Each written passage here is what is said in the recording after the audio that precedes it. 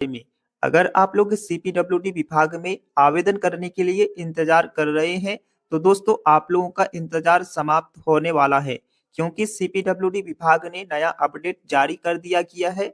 यानी कि इस साल 2026 में 15,492 पदों पे भर्ती निकल के आने वाला है। तो इस साल 2026 में काफी अच्छा खासा पद निकल के आएंगे और इस वैकेंसी में सैलरी जो है 70,000 पर मंथ सैलरी है। और इस वैकेंसी में क्वालिफिकेशन जो है 10वीं पास, 12वीं पास, ग्रेजुएट पास वाले जो है आवेदन करेंगे। और ये जॉब लोकेशन जो है ऑल इंडिया है। अगर आप लोग इंडिया के नागरिक हैं, मेल फीमेल हैं, तो आप लोग इस वैकेंसी में एलिजिबल है। और इस वैकेंसी में एज लिमिट होना चाहिए, तो मिनिमम एज 18 वर्ष होना चाहिए, मैक्सिमम एज 40 वर्ष होना चाहिए। यानी कि 18 से लेकर के 40 एज वाले जो है आवेदन करेंगे।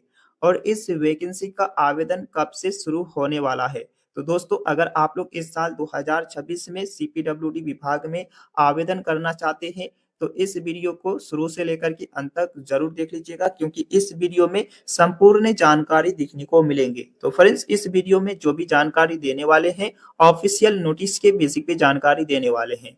तो देख सकते हैं सीपीडब्ल्यूडी रिक्रूटमेंट 2026 यानी कि इस साल 2026 में सीपीडब्ल्यूडी का नया नोटिस जारी कर दिया गया है, यानी कि नया अपडेट जारी कर दिया गया है।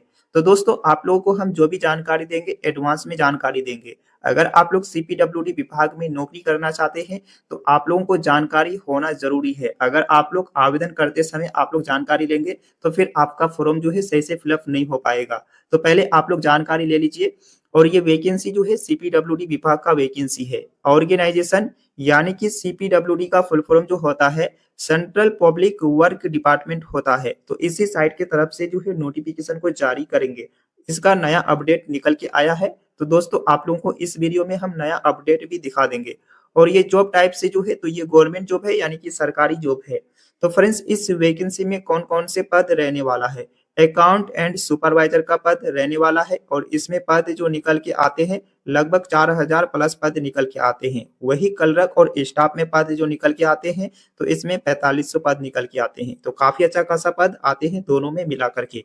तो दोनों में मिला करके लगभग यहाँ पे आप लोगों को 11,000 से लेकर के आप लोगों को यहाँ पे 15,000 तक आप लोगों को पद देखने को मिलेंगे।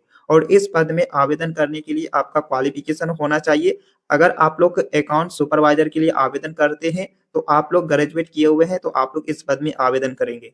और वही आप लोग क्लर्क और स्टाफ के लिए आवेदन करेंगे तो आपका यहाँ पे 12वीं पास होना चाहिए। अगर आप लोग इंटर पास किए हुए हैं तो क्लर्क और स्टाफ के लिए आवेदन करेंगे। उसके बाद इस वैकेंसी में एज लिमिट होना चाहिए। तो इसमें मिनिमम एज 18 वर्ष होना चाहिए, मैक्सिमम 45 वर्ष होना चाहिए। यानी कि 18 से लेकर के 45 एज वाले जो है आवेदन करेंगे। उसके बाद गवर्नमेंट के अनुसार जनरल ओबीसी को 3 साल का छूट मिलते हैं और एससी एसटी पीडब्ल्यूडी को इसमें 5 साल का छूट मिलते हैं। और इस वैकेंसी में सैलरी जो है अकाउंट सुपरवाइजर के लिए आप लोगों का अगर सिलेक्शन हो जाता है तो इसमें 47,000 से लेकर के 1.5 लाख पर मंथ सैलरी है। उसके बाद क्लर्क स्टाफ के लिए अगर आप लोग आवेदन करते हैं तो इसमें 30,000 पर मंथ सैलरी है। उसके बाद इस वैकेंसी में कुल पद जो है आप लोगों को मालूम हो चुका है कि 11,000 से लेकर के 15,000 के बीच में इस साल 2026 में पद निकल के आने वाला है।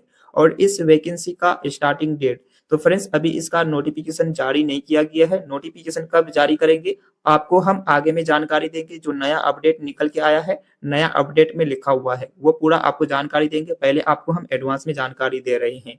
और इसका अप्लाई मोड जो है ऑनलाइन है, आपको ऑनलाइन अप्लाई करना होगा। तो आप चाहे तो अपने घर बैठे मोबाइल के द्वारा आवेदन कर सकते हैं। How can apply? तो ये जॉब का लोकेशन ऑल इंडिया है। मेल के साथ फीमेल भी आवेदन करेंगे, यानी कि मेल पुरुष दोनों जो है आवेदन करेंगे। उसके बाद इस वैकेंसी में एप्लीकेशन फीस है। तो एप्लीकेशन फीस जो है जनरल ओबीसी के लिए 600 रुपया फीस है और एससी एसटी पीडब्ल्यूडी के लिए 400 रुपया फीस है। और इसका पेमेंट मोड जो रहेगा ऑनलाइन रहेगा। जैसे आप लोग अगर ऑनलाइन आवेदन करेंगे तो इसमें रहेगा net banking, credit card, ATM card के द्वारा पे रहने वाला है। उसके बाद इस वैकेंसी में सिलेक्शन प्रोसेस जो रहने वाला है तो मेन इंपोर्टेंट इसी के ऊपर जानकारी, यानी कि जिसको अगर इसके बारे में जानकारी नहीं है तो उसका सिलेक्शन होने का चांस कम रहेगा। जिसको अगर इन्फॉर्मेशन हो चुका है इसके बारे में तो उसको मतलब उसका जैसे अप्लाई करेंगे तो इसमें मतलब सिलेक्शन होने का चांस सबसे अधिक रहेगा। तो पहला नंबर आप लोग समझिए। तो पहला नंबर क्या है कि एकेडमिक्स मार्क्स, यानी कि अगर आप लोग 10वीं और 12वीं पास किए हुए हैं, अगर आप लोग 10वीं और 12वीं पास किए हुए हैं तो इसमें आप लोगों को 10 नंबर मिलेंगे। और आप लोग अगर इंटर पास किए हुए हैं तो 10 नंबर मिलेंगे। दोनों मिलाकर के यहाँ पे 20 नंबर के बारे में बताया गया है। यानी कि आप लोग 10वीं और 12वीं पास किए हुए हैं तो यहाँ पे आपको 20 नंबर मिलेंगे।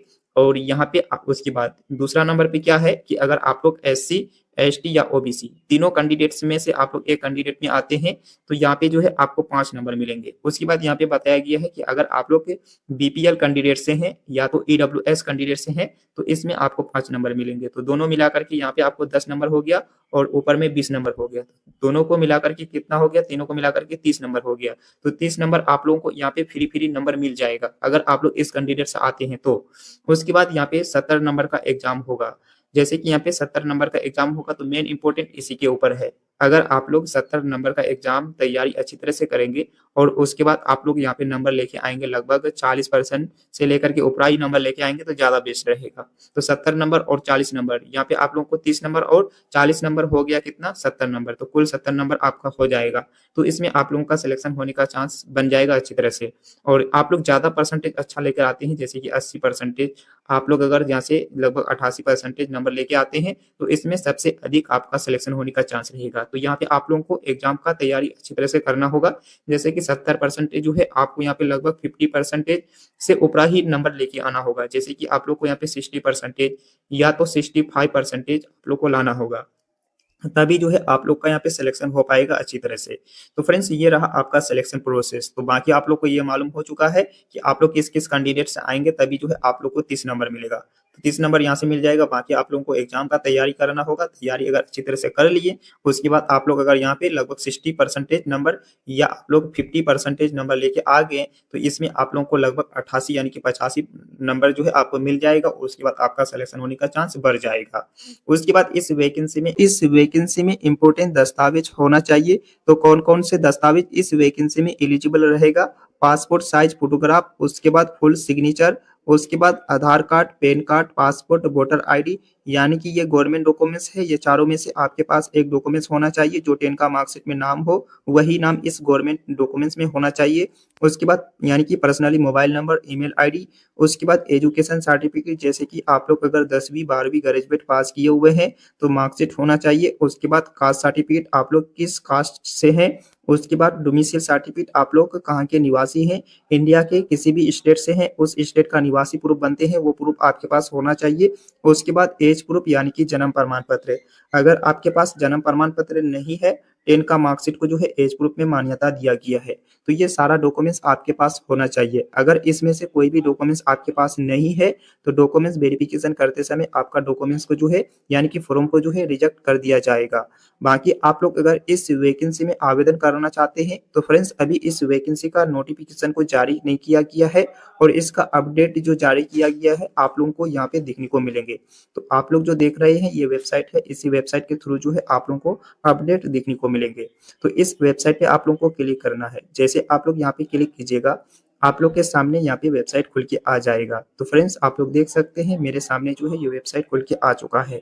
तो आप लोगों को जो भी जानकारी मिलेंगे इसी वेबसाइट के थ्रू जानकारी देखने को मिलेंगे। ये वेबसाइट जो है CPWD का वेबसाइट है। भारत सरकार आवास एवं शहरी कार्य मंत्रालय केंद्रीय लोक निर्माण विभाग के का ये वेबसाइट है। तो इसी वेबसाइट के थ्रू जो है नोटिफिकेशन जारी करेंगे, कुछ भी या कोई भी अपडेट निकल के आएंगे तो इसी में आप लोगों को अपडेट देखने को मिलेंगे।